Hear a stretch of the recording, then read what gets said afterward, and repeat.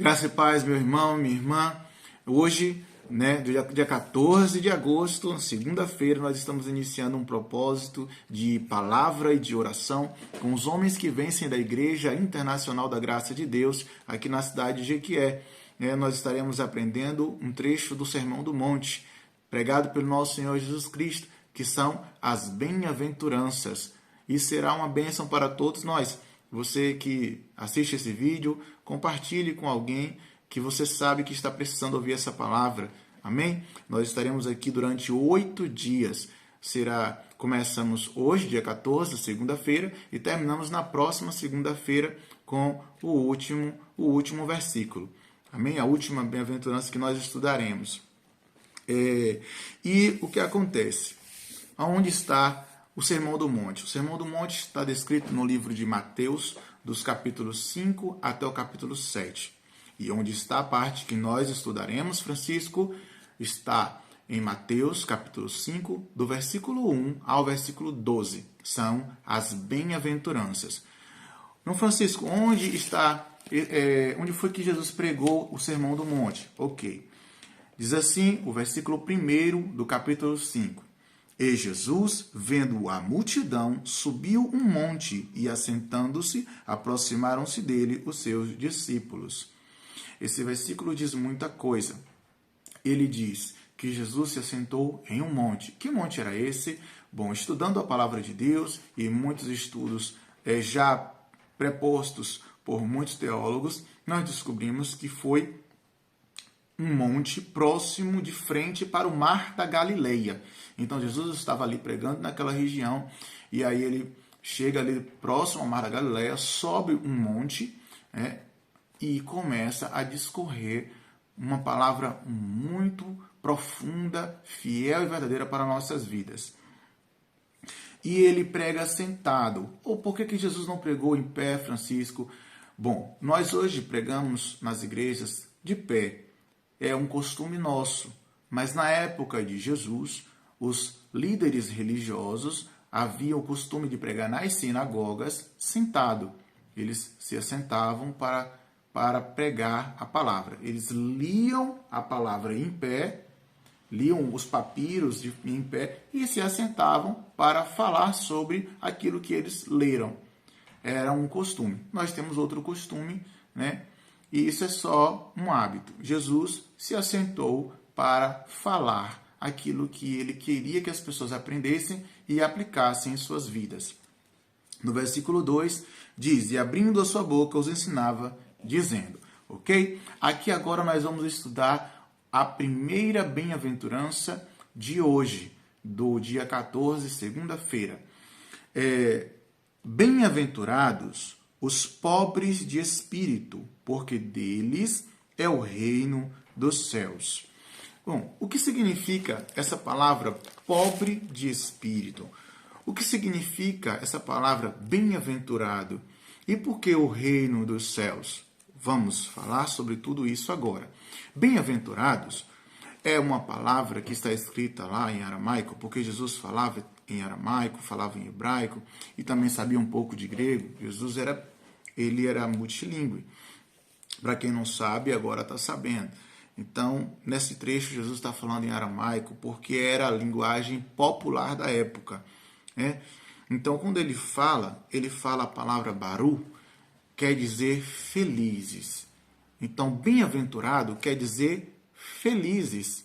Então, feliz é aquele que faz isso, que faz aquilo, que é assim, que é daquele jeito. Nesse momento, feliz é aquele que é pobre de espírito, porque deles é o reino dos céus.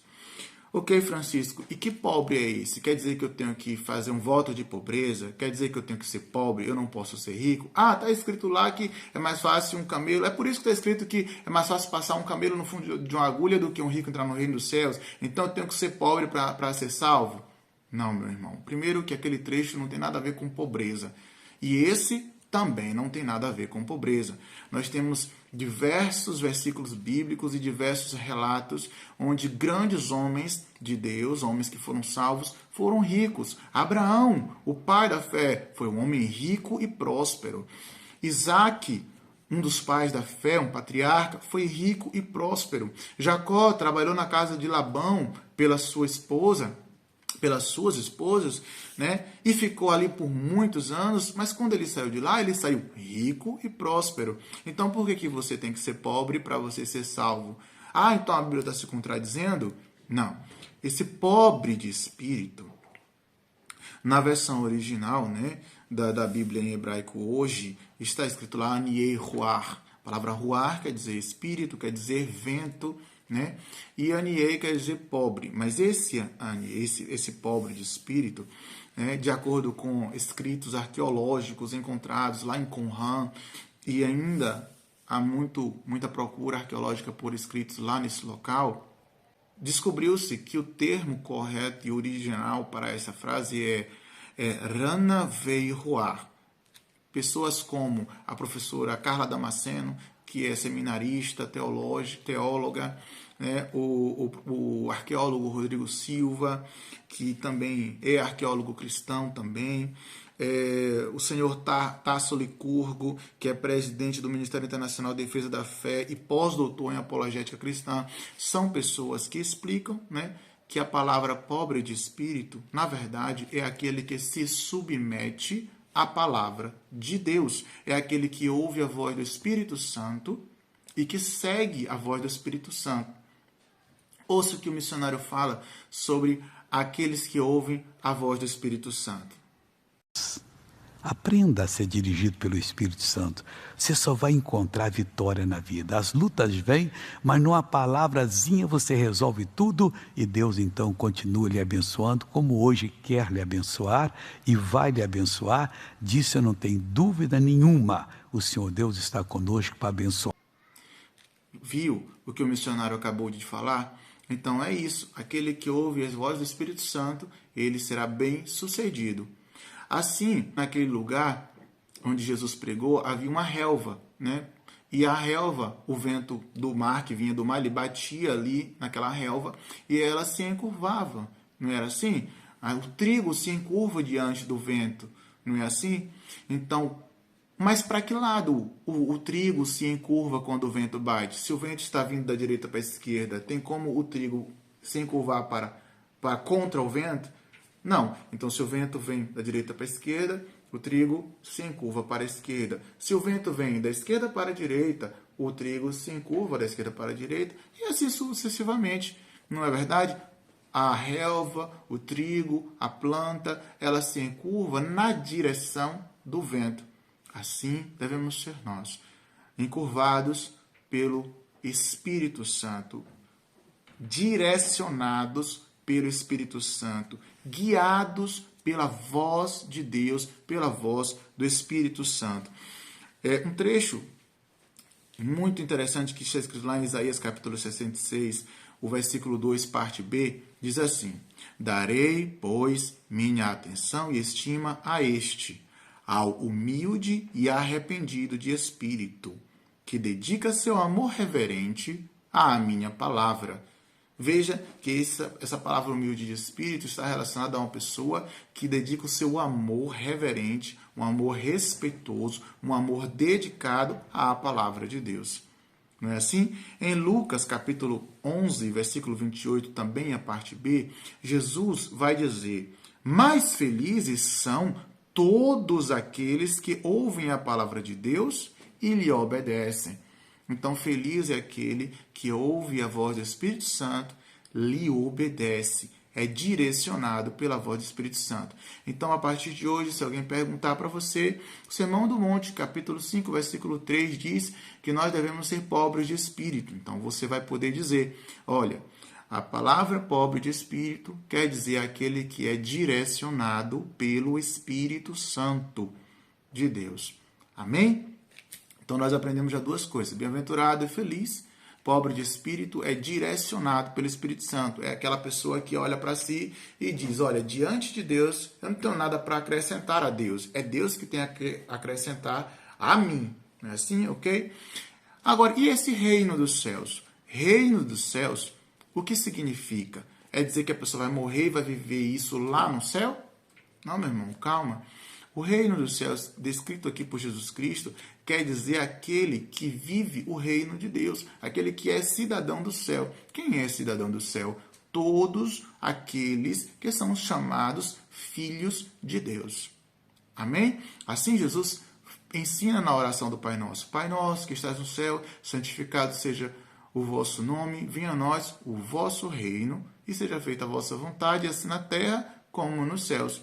Então veja que o reino de Deus deve ser vivido pelos filhos de Deus aqui na terra. Você não tem que morrer para viver como filho de Deus.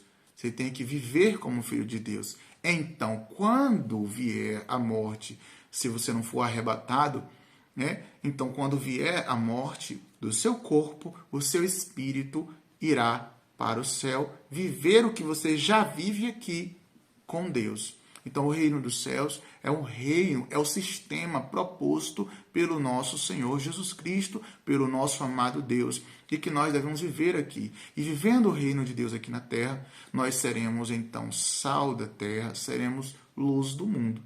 Amém? Então, bem-aventurado são os pobres de espírito, porque deles é o reino dos céus. Feliz é aquele que é direcionado pelo Espírito Santo, porque ele viverá como um cidadão do reino de Deus. Amém? Que Deus em Cristo Jesus aplique essa palavra em seu coração. Vamos orar? Meu bom Deus, meu Pai, Senhor, ajude-nos. Ajude-nos, Pai, a ouvir a voz do Teu Espírito Santo, a se encurvar diante dos Teus ensinamentos, a viver os Teus ensinamentos aqui na terra, Senhor, como cidadãos do céu, para que o Senhor nos ajude a ser sal da terra e luz do mundo. Deus, ajude-nos a ser parecidos com o Senhor. Deus, que o Teu Espírito Santo possa habitar nos corações de cada um que ouviu essa palavra, ajudando a guiar o seu lar, ajudando a ser sábio, ajudando o Senhor a ouvir a voz do Teu Espírito Santo de forma reverente, de forma amorosa. Pai, fica conosco. Dai-nos uma semana abençoada na Tua santa presença.